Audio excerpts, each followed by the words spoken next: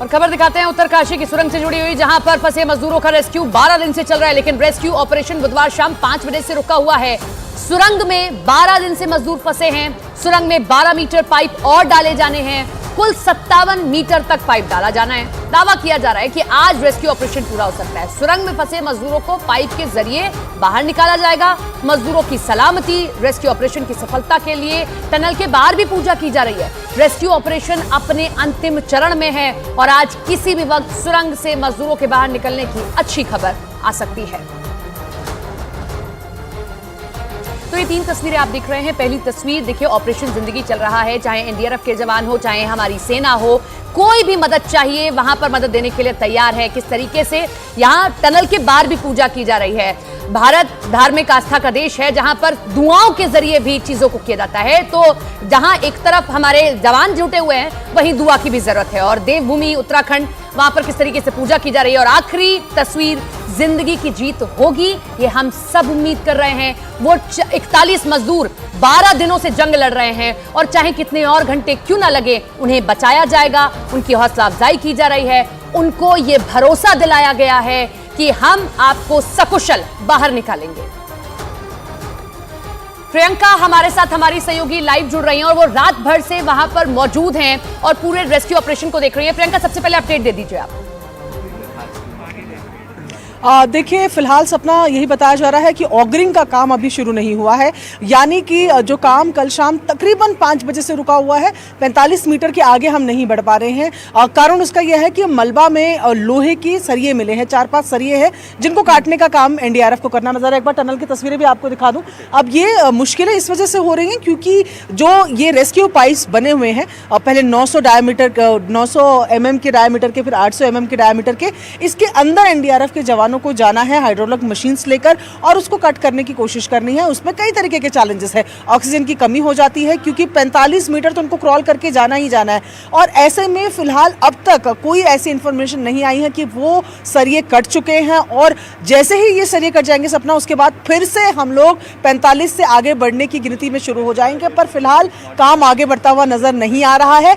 फिलहाल जो एक्सपर्ट्स की टीम है वो यहाँ पर पहुंच रही है। इसके साथ साथ ऑगरिंग मशीन जिनकी ऑगरिंग मशीन का इस्तेमाल किया जा रहा है, उनके एक्सपर्ट्स को भी आज यहाँ पर बुलाया गया है ताकि वो भी सिचुएशन को देखें और कुछ मदद उसमें कर पाए। फिलहाल यही उम्मीद की जा रही है कि जल्द ही ये जो लोहे के सरिये फिलहाल अटके हुए हैं, जिनको काटने की कोशिश की जा रही है हाइड्रोलिक कटर्स के जरिए, वो जल्दी कटे ताकि आगे का रेस्क्यू ऑपरेशन जो है वो शुरू किया जा सके। जैसे ही ये कटर्स काट पाते हैं लोहे के सरिये को, तो उसके बाद आप मानिए कि तकरीबन 6-7 घंटे का समय और लगेगा, क्योंकि 12 मीटर की पाइप जानी है, 6-6 मीटर की 2 पाइप्स को डालना होता है। इसमें एक वेल्डिंग की प्रोसेस होती है, वेल्ड किया जाता है, 2 घंटे उस वेल्डिंग में लगते हैं। उसके टेम्परेचर को ठंडा होने का इंतजार किया जाता है और उसके बाद उनको पुश करने का काम आगे चलता है। तो ये मान के चल सकते हैं कि 6-7 घंटे का जो पूरा सफर है इन 2 पाइप्स को डालने में लगने वाला है। लेकिन अभी भी सभी लोग इसी बात को लेकर आशान्वित है कि आज ही ये जो रेस्क्यू ऑपरेशन है वो हो जाएगा। फिर तस्वीरें आप देखिए, ये टनल जहां पर फिलहाल आपको देखिए जो पुलिसकर्मी है उनकी मौजूदगी और अंदर जाते हुए आपको अभी जो मजदूर हैं वो जाते हुए दिख रहे हैं। एनडीआरएफ की मौजूदगी यहाँ पर कल रात से है। कल रात से एनडीआरएफ के जवान यहाँ पर ऑक्सीजन रोप्स, अपने इक्विपमेंट्स, साथ में जो व्हील वाले स्ट्रेचर्स होते हैं उनको लेकर अंदर गए हुए हैं और फिलहाल वो लगातार काम करने की कोशिश कर रहे हैं कि ये जो सबसे बड़ा ऑब्स्टिकल अभी आ गया है वो हटे। और ये ऑब्स्टिकल इस वजह से है क्योंकि टनल का जो हिस्सा जिससे मलबा गिरा है वो बना हुआ टनल था, यानी कि टनल बनाने के लिए जो सामान इस्तेमाल होता है वो वाला सरिया जो है वो फिलहाल रोड़ा बना हुआ है, जिसको हटाने की कोशिश एनडीआरएफ कर रही है। एनडीआरएफ, एसडीआरएफ दोनों ही इसमें पूरी तरीके से इन्वॉल्व है। अब इसी बात का इंतजार किया जा रहा है कि एनडीआरएफ के जो जवान है वो बाहर आए और एक जानकारी मिले कि वो लोहे के सरिये जो कल से परेशान किए हुए हैं, जो 45 मीटर से आगे नहीं बढ़ने दे रहे हैं, उनको काट दिया गया है ताकि आगे जो क्लैरिटी है वो बने। और कि कटर जो है सियालना हेलीपैड से आना है, टीम पहुंचेगी, कटर पहुंच चुका है, उसी कटर का इंतजार किया जा रहा है मुझे लगता है। उसके बाद ही उन लोहे के पाइप्स को काटा जा सकता है। देखिए यहाँ पर ऑलरेडी क्योंकि एनडीआरएफ की टीम मौजूद है और उनके पास अपने इक्विपमेंट्स होते हैं, उनके पास अपने कटर्स हैं जिनको लेकर वो कल से ट्राई कर रहे हैं। लेकिन जाहिर तौर पर जब ये देखा जा रहा है कि अब समय जो है वो ज़्यादा हो चुका है, कल से जैसे कि हम बात करें कि रात को हमने तकरीबन 7:30 के तकरीबन एनडीआरएफ की टीम को अंदर जाते हुए देखा था, अब उसमें भी 12 घंटे से ज़्यादा का समय हो चुका है। तो ऐसे में ये कहा जा रहा था कि अब इक्विपमेंट्स को दिल्ली से भी मंगवाया जा सकता है, ऐसे इक्विपमेंट्स जो इस्तेमाल करने में आसान हो, तो ऐसे और जो ज़्यादा प्रभावशाली हैं, तो वो यहाँ से तकरीबन 15 मिनट की दूरी पर ही वो हेलीपैड है। जैसे ही वो इंस्ट्रूमेंट्स आ जाएंगे, जैसे ही वो इक्विपमेंट आ जाएंगे, काम फिर तेज़ी से होगा। और वही हम लगातार कह रहे हैं कि बस अब उसी एक जानकारी का इंतज़ार है सपना कि एनडीआरएफ की जानकारी आकर दे कि उन्होंने उनको कट कर लिया है और उसके बाद दोबारा से काउंटडाउन जो है इस रेस्क्यू ऑपरेशन को पूरा करने का वो शुरू हो जाएगा। जी सपना। ठीक है, लौट रहे हैं आपके पास में। जो तस्वीर आप देख रहे हैं, ये प्रियंका अपने कैमरे से तस्वीर दिखा रही हैं। ये जो आप पाइप देख रहे हैं, दरअसल यही ऑक्सीजन पाइप है जो अंदर जा रहा है। और बहुत बड़ी बात है, इसी पाइप के जरिए किस तरीके से वहां पर जो 41 मजदूर फंसे हैं उनको ऑक्सीजन मिल पा रहा है। ये लाइव तस्वीरें इस वक्त आप देख रहे हैं। एक्सपर्ट्स की टीम मौजूद है। मैं आपको बता दूं कि किस तरीके से सेना के 100, आईटीबीपी के 150, एनडीआरएफ के 50, एसडीआरएफ के 100 और भारतीय और 10 विदेशी एक्सपर्ट भी वहां पर मौजूद हैं। पूरी तैयारी है।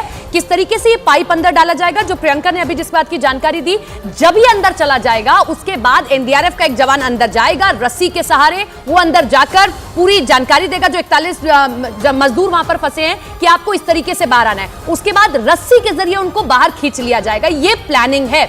हॉरिजॉन्टली एक पूरी अलग से सुरंग के अंदर एक और पाइप वाली सुरंग तैयार की गई है जिसके जरिए इनको बाहर निकालना है।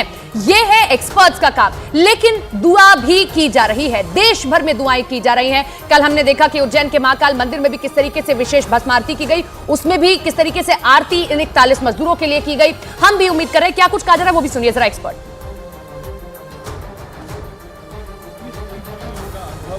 क्या मदद ये पहुंचाने वाला है? जी, जो अभी राहत बचाव कार्य चल रहा है उसमें बीच बीच में कुछ तकनीकी चैलेंजेस आ रहे हैं, उनको ओवरकम करने के लिए विभिन्न विशेषज्ञों को बुलाया जाता है और उनके विशेषज्ञों के इनपुट्स लेकर ही इस रेस्क्यू कार्य को आगे बढ़ाया जा रहा है, क्योंकि जो अंदर काम कर रहे हैं लोग, उनकी सुरक्षा भी आवश्यक है और साथ ही साथ कार्य को सुरक्षित तरीके से आगे कैसे बढ़ाया जाए, इसको करने के लिए ये चीज़ ज़रूरी है। 5 मिनट में 2 हेलीकॉप्टर आए। हेलो।